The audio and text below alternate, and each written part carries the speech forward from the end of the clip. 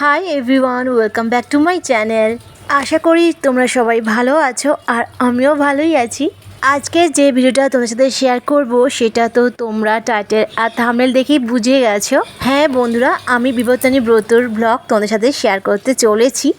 সামনে বিবর্তনী ব্রত চলে গেছে, কিন্তু আমি এতদিন পর ব্লগটা শেয়ার করলাম কারণ বিভিন্ন ব্যস্ততার জন্য ভিডিওটা এডিট করা হয়নি, তাই আজকে তোমার সাথে এটা শেয়ার করলাম। বিপত্তারিণী ব্রতর আগের দিন সন্ধেবেলা তো আমাদের বাজারে গিয়েছিলাম, সেখানে দেখো বিভিন্ন রকমের ফল বিক্রি হচ্ছিল।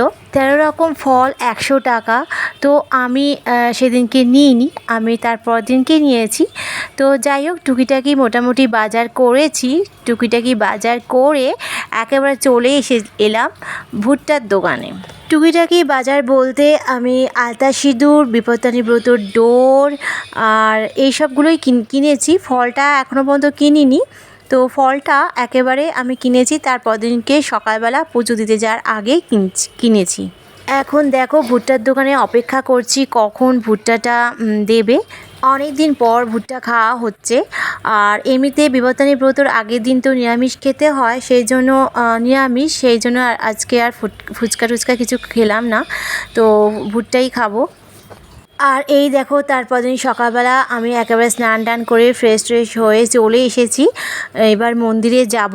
সব রকম কেনা হয়ে গেছে, শুধু 13টা ফল নিতেই বাকি আছে, সেটা যাওয়ার সময় কিনে নেব। আমাদের রাজপুর বাজারে সব রকম সব কিছুই পাওয়া যায় এই পুজো আচ্চার দিনে। তো পুজো দিতে যাওয়ার আগে ঘরের মন্দিরে একটু মাকে নমস্কার করে নিচ্ছি। সকালবেলা খুব ভোর সকালবেলা আমাদের বাড়ির মন্দিরে মায়ের পুজো হয়ে গেছে, আমার শাশুড়ি মাই দিয়ে থাকেন। তো আমি এখন এসেছি শুধু মাকে নমস্কার করতে, মায়ের পায়ে ফুল দিয়ে মাকে শুধু নমস্কার করব। মার পায়ে ফুল দিয়ে আর ধূপকাঠি দিয়ে মাকে নমস্কার করে এবার চলে যাব সোজা মন্দিরে বিপত্তারিণী ব্রতর পুজো করতে। তো দেখো বন্ধুরা, এখানে আমি ডোর নিয়েছি, 5টা ডোর নিয়েছে 10 টাকা। আর নিয়েছি জবা ফুলের মালা, আর নিয়ে নিয়েছি আলতা সিঁদুর, ধূপকাঠি আর মোমবাতি। শুধু 13টা ফল কিনতে যা বাকি আছে ওটা যাবার সময় রাস্তা থেকে কিনে নেব। তো এই দেখো বন্ধুরা, মন্দিরে চলে এসেছি। মন্দিরে তো আসার সময় দেখলাম যে পুরো ফাঁকা, গিয়ে দেখি পুরো ফাঁকা, গিয়েই পুরো বসে পড়েছি। তো ফাঁকায় পুজো দিলাম। কালকে যখন বাজারে এসেছিলাম সন্ধেবেলা, তখন দেখলাম যে রাত্রি 9টা থেকে লাইন পড়ছে। তো রাত্রি 9টা থেকে পুজো, মানে রাত 12টা থেকে পুজো হবে, সেখানে রাত 9টা থেকে লাইন পড়ছে। তো পুজো দেওয়া হয়ে গেছে, সেই জন্য অনেকেরই পুজো দেওয়া হয়ে গেছে, সারা রাত্রি ধরে পুজো হয়েছে, সেই জন্য অনেকটাই ফাঁকা ছিল, ভিড়টা কম ছিল। আর মন্দির থেকে যখন পুজো দিয়ে আসছি তখন দেখলাম বেশ ভালোই লাইন পড়েছে। তো মনে ভাবছিলাম যাক, বেশ ফাঁকায় পুজোটা দিতে পেরে ভালোই হয়েছে। আর এখন দেখো বাড়ি চলে এসেছি। বাড়ি চলে এসে ফ্রেশ হয়ে নিয়েছি। পুরো মানে কাপড় জামায় কাদা লেগে গিয়েছিলো, কারণ বাইরে বৃষ্টি হচ্ছিল। আবার ফের ভালো করে স্নান করলাম। আর দেখো আমার চোখের কাজল এখনও ওঠেনি। আইকনিক কাজল, তো আইকনিক কাজল উঠতে অনেকটাই সময় লাগে। ল্যাকমি কাজল কিন্তু উঠে যায় খুব তাড়াতাড়ি, কিন্তু আইকনিক কাজল উঠতে অনেকটাই সময় লাগে। তো এটা আবার যখন মুখে ফেস ওয়াশ করবো তখন হয়তো উঠে যাবে, কিন্তু তার আগেই আমি কাপড় দিয়ে ঘষেছি, কাজলটা তোলার চেষ্টা করেছি, কিন্তু উঠেছে, কিন্তু পুরোপুরিটা ওঠেনি। আর এখানে দেখো খাবারের প্রস্তুতি চলছে, ময়দা মাখা হচ্ছে। আজকে তো আমি 13টা লুচি খাবো, 13টা ফল খাবো। আজকে এই ব্যবস্থাই হচ্ছে আর কি। লুচির সাথে হচ্ছে সুজি আর হচ্ছে ঘুগনি। আর এখানে দেখো আমি একটা ভূতের বই চালিয়েছি, তন্ত্র। তো তন্ত্র বইটা দেখতে আমি এখানে ময়দা মাখছি, আর আমার শাশুড়ি মা পাশে বসে আছে। ওই যে বললাম আজকে আমি 13টা লুচি খাবো, তো 13টা লুচি তো এমনিতে খাওয়া সম্ভব না। তো আমি এখানে একটা বড় করে লেচি করে বেলে তার মধ্যে বোতলে চিপি দিয়ে 13টা মতন লুচি আমি করে নিয়েছি। গরম তেলে ভাজি এরকম করি না, লুচির কোনা থেকে কেটে খেয়ে নিই। পুরো লুচি খাওয়া সম্ভব না, 13টা লুচি কি খাওয়া সম্ভব?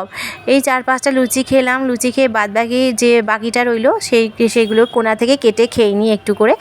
তো আজকে ভাবলাম যে না, আমি পুরো 13টা লুচি খাবো, সেই জন্য এইরকম একটা অভিনব ব্যবস্থা গ্রহণ করলাম।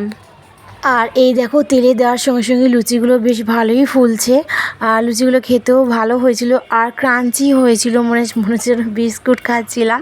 তো যাই হোক বেশ ভালোই লেগেছিলো খেতে। আর আমার তো মানে ছোটো লুচির চাইতে আমার বড় বড় লুচি বেশি ভালো লাগে, কিন্তু কি করব, যেহেতু নিয়ম সেটা তো পালন করতেই হবে, সেই জন্য 13টা লুচি এইভাবে আজকে আমি খেলাম। আমার এই ভিডিওটা যারা যেখান থেকে দেখছো প্লিজ একটা লাইক আর কমেন্ট করো, আর আমার চ্যানেলে যারা নতুন ভিউয়ার্স তারা চ্যানেলটাকে প্লিজ একটু সাবস্ক্রাইব করে দিও। আর তোমার বাড়িতে কারা কারা এরকমভাবে 13টা লুচি খেয়েছো প্লিজ একটু কমেন্টে জানিও। এই দেখো আমার 13টা লুচি পুরো কমপ্লিট, এবার খাবার পালা। যতগুলো উপোস আছে আমার মনে হয় সবথেকে সহজ উপোস হচ্ছে এই বিপত্তানি ব্রত, কারণ বিপত্তানি ব্রত রাত 12টার পর থেকেই পুজো শুরু হয়ে যায় আমাদের বিপত্তানি বাড়িতে। আমাদের এখানে বিপত্তানি বাড়ি আছে, বিপত্তানির বাড়িতে রাত 12টার পর থেকে প্রচুর লাইন পড়ে, পুজো আরম্ভ হয়ে যায়। আবার কড়েগঙ্গাতেও আছে, আমাদের এখানে প্রচুর বিপত্তানি বাড়ি আছে, তো সব জায়গাতেই রাত 12টার পর থেকে পুজো শুরু হয়ে যায়। তো সেরকমভাবে হিসাব করলে দেখা যাবে সেরকম কোনো কষ্টই হয় না। আর এখানে শুধু খাওয়া উপোস, বিপত্তানি উপোস শুধু খাওয়া। 13টা লুচি খেতে হবে, 13 রকম ফল খেতে হবে, সব কিছু 13 রকমের করতে হবে। এই 13 রকম খেয়ে আর উপোস খিদে তো পাই না। আর আমি দেখো এখানে 4-5টা না 5টা বেশ লুচি নিয়েছি, আর 13টা কুচো কুচো লুচি নিয়েছি, আর ঘুগনি সুজি আর 13 রকম ফল নিয়ে বসে পড়েছি। সব কটা একটু একটু করে ছিল ফল। 13 রকম ফল যে নিয়েছিলাম আমার তো 80 টাকা নিয়েছিল, তার আগের দিনকে তো 100 টাকা বলছিল, তো যাই হোক 80 টাকা নিয়েছিল। আর পুজো দিয়ে যখন বার হচ্ছি তখন কেউ 50 টাকা 60 টাকা করে হাঁকছিল। তো একটা গাব দিয়েছিল, সেই গাবটা এতটাই বাজে খেতে, এতটাই টক ছিল, সেটা খেতে পারিনি, সেটা ফেলে দিয়েছি। তার পরিবর্তে কাঁঠাল কোয়াটা নিয়েছি। কাঁঠাল কোয়াটা দারুণ মিষ্টি ছিল খেতে। তো আজকের ভিডিওটা এই পর্যন্তই, আবার অন্য কোনো দিন একটা নতুন ভিডিও নিয়ে হাজির হয়ে যাবো। আজকের মতন টাটা।